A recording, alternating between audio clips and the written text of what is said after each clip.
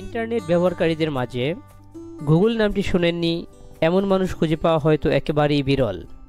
পৃথিবীর যে কোনো প্রান্তে বসে প্রয়োজনীয় সব তথ্য মুহূর্তেই আমাদের সামনে হাজির করছে এই গুগল।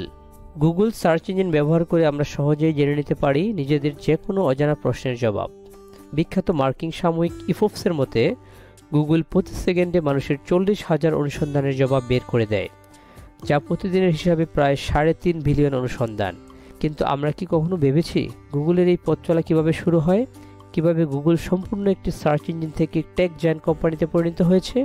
হামজা টেক টিউনসের এই ধারাবাহিক আয়োজনে আমরা সেই প্রশ্নের উত্তর খোঁজার চেষ্টা করব। সময়টা 1996। আমেরিকার ক্যালিফোর্নিয়ার স্ট্যানফোর্ড বিশ্ববিদ্যালয়।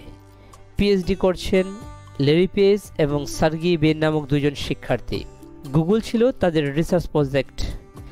সেই সময়ের সার্চ ইঞ্জিনগুলো ছিল সার্চ করা বিষয়গুলো ঠিক কতবার সার্চ ইঞ্জিনের পাতায় এসেছে সেটির উপর ভিত্তি করে গ্রাহককে রেজাল্ট প্রদর্শন করত, যার ফলে সর্বাধিক যুক্তিযুক্ত ও তথ্য নির্ভর ফলাফল পাওয়া যেত না। ল্যারি পেজ ও সার্গেই ব্রিন চিন্তা করেছিলেন এমন কোনো অ্যালগোরিদম তৈরি করবেন যার দ্বারা কোনো একটি শব্দ বা কিওয়ার্ড সার্চ করলেই সেই সম্পর্কিত সকল তথ্যের লিঙ্ক খুঁজে পাওয়া যাবে এবং সর্বাধিক যুক্তিযুক্ত ফলাফল প্রদান করবে। তবে তখন সার্চ ইঞ্জিনের নাম গুগল ছিল না, এর নাম ছিল ব্যাকরাব। এই নামকরণের প্রধান কারণ হচ্ছে তারা ওয়েবসাইটটি কতটা গুরুত্বপূর্ণ তা বোঝার জন্য ওয়েবসাইটের ব্যাকলিঙ্ক যাচাই করত, তাই এর নাম রাখা হয় ব্যাকরাব। মজার ব্যাপার হলো এরপর এটির নাম ভুল করে রাখা হয় গুগল।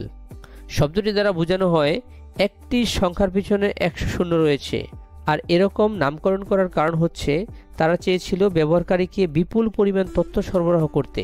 পরবর্তীতে 1997 সালে 15 সেপ্টেম্বর google.com নামে তারা নিজেদের অফিসিয়াল ডোমেন রেজিস্টার করে। সব জল্পনা কল্পনার অবসান ঘটিয়ে অবশেষে 1998 সালে 4 সেপ্টেম্বর থেকে গুগল নামে একটি ইন্টারনেট জগতে যাত্রা শুরু করে। এতক্ষণে নিশ্চয়ই জেনে গেছেন গুগলের যাত্রা কিভাবে শুরু হয়েছিল।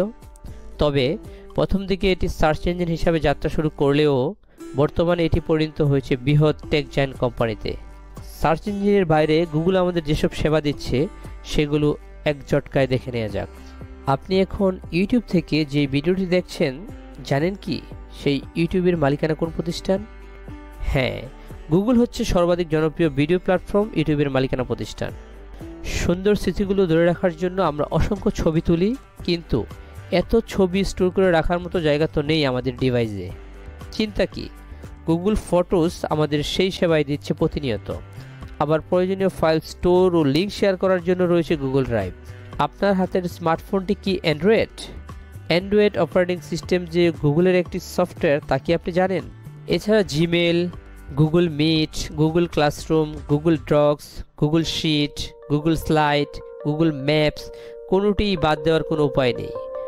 দৈনন্দিন বিনোদনের জন্য রয়েছে গুগল প্লে স্টোর, গুগল মিউজিকের মতো সফটওয়্যার। গুগল যেন একের ভিতর অনেক।